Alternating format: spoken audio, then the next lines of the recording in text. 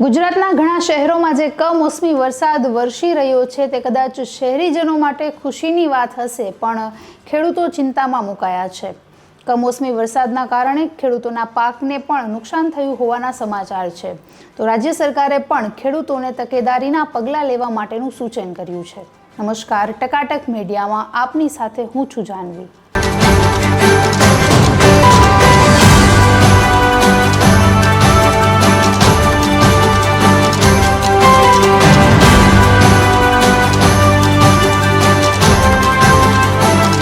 વાતાવરણ અને વરસાદને લઈને જે હવામાનમાં પલટો આવી રહ્યો છે તેને લઈને ખેડૂતો પાકના રક્ષણ માટે યોગ્ય પગલાં લેતા જ હોય, પણ છતાં પણ ખેડૂત નિયામક કચેરી દ્વારા અગત્યના નિર્દેશો કરવામાં આવ્યા છે, જેને લઈને ખેડૂતોને મોટું નુકસાન ન થાય અને વરસાદથી પાકને બચાવવા માટે પણ જરૂરી સૂચનાઓ અપાઈ છે।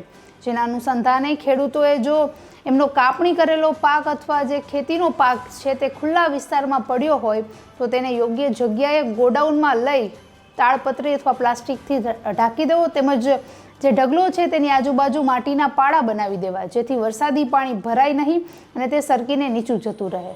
વધુમાં જણાવ્યું કે વરસાદના પગલે પાકમાં જંતુનાશક દવાઓ તેમજ ખાતરનો ઉપયોગ પણ ટાળવો જોઈએ।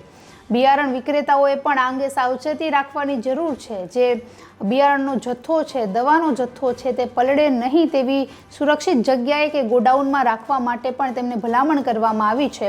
આ ઉપરાંત એપીએમસીને પણ જે વેચાણ અર્થે જે પ્રોડક્ટ આવતી હોય, જે ખેતીની પેદાશો આવતી હોય, તેને અત્યારે નહીં લેવા માટે પણ અનુરોધ કરવામાં આવ્યો છે।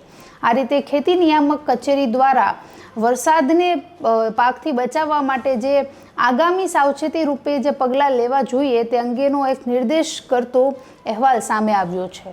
વધુ જરૂર જણાય તો ખેડૂતોને તેના નજીકના ગ્રામ્ય સેવક તથા ટોલ ફ્રી નંબર પર પણ સંપર્ક કરવા જણાવાયું છે। નોંધનીય છે કે જ્યારે પણ કમોસમી વરસાદ વરસે ત્યારે સૌથી વધારે માવઠાની અસર ગ્રામ્યના ખેડૂતોને થતી હોય છે। તેમનો જે મહિનાઓથી સાચવેલો પાક હોય, જે જતન કરેલો પાક હોય, તેમને ભારે નુકસાન થતું હોય છે। તો અગાઉથી જ જો તેઓ સાવચેતીના પગલાં ભરે તો એમને આ નુકસાનથી બચાવી શકાય છે। નમસ્કાર।